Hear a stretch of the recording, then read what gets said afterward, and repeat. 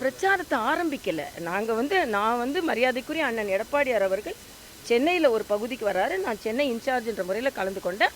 நிச்சயமாக பாஜக வெற்றி பெறும் அந்த மயிலாப்பூர் தொகுதியில். அதனால் அவர் வந்து அதுக்கு ஆதரவாக தெரிஞ்சவொன்னே கட்சியின் தலைவர் என்ற முறையில் நான் கலந்து கொண்டேன். நிச்சயமாக எல்லா இடங்களிலும் தேசிய ஜனநாயக கூட்டணி வெற்றி பெறும். பாஜக இடம், அதிமுக இடம், அமமுக இடம், தமாக இடம், பாமக இடம்னு கிடையாது. எல்லாமே தேசிய ஜனநாயக கூட்டணியோட இடம்.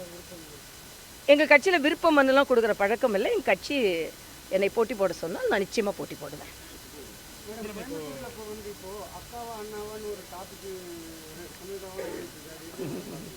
அதில் நான் கருத்து சொல்ல விரும்பலை. ஏன்னா அதெல்லாம் வந்து சோஷியலாக இல்லை, சோஷியல் மீடியாவில் தான் இருக்குது, தளத்தில் இல்லை, இணையதளத்தில் தான் இருக்குது. இதை மாதிரி பிரச்சனைகள்லாம் தளத்தில் அதெல்லாம் ஒன்றுமே பிரச்சனை இல்லை.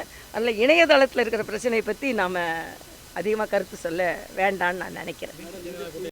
மோசமான ஆட்சி, எல்லாவற்றுக்கும் மேலாக பெண்களுக்கு எதிரான குற்றங்கள், பெண்களுக்கு இழைக்கப்படும் அநீதிகள், அவமரியாதைகள், இதுதான் இன்னைக்கு பிரதானமாக இருக்கும்.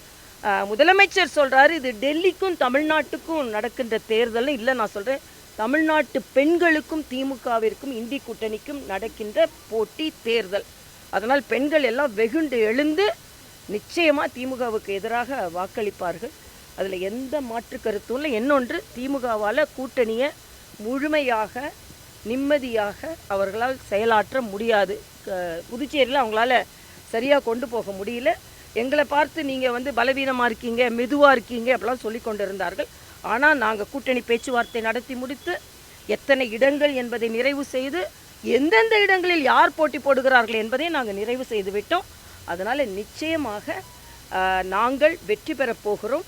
மக்கள் எங்கள் பக்கத்தில் இருக்கிறார்கள். அதனால் திமுக நிச்சயமாக தோல்வியோடு தான் தழுவப் போகிறது என்பது எனது கருத்து. ஒரு கட்சியில் உள்ளதை நான் சொல்ல முடியாது.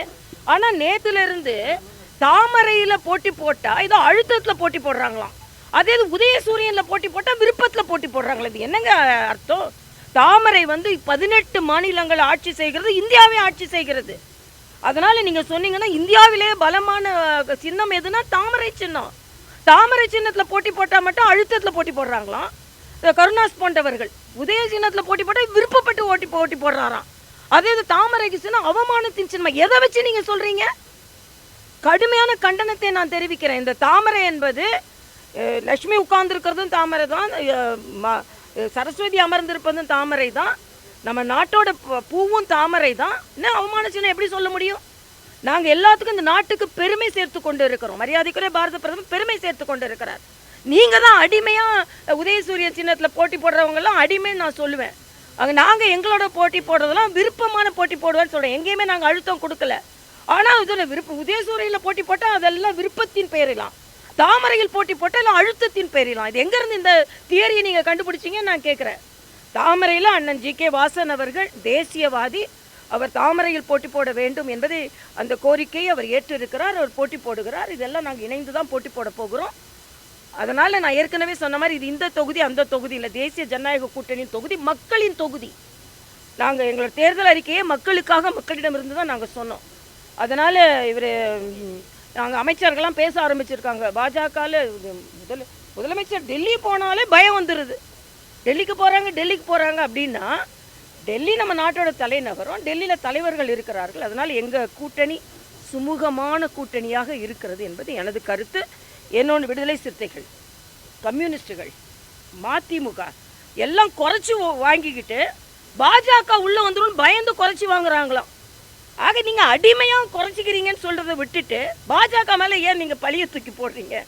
அதனால் இன்றைக்கி தேர்தல் களம் பாஜகவை நோக்கி, தேசிய ஜனநாயக கூட்டணியை நோக்கி வந்து கொண்டிருக்கிறது. அண்ணன் எடப்பாடியார் அவர்கள் நிச்சயமாக முதலமைச்சராக பதவியேற்பார்கள்.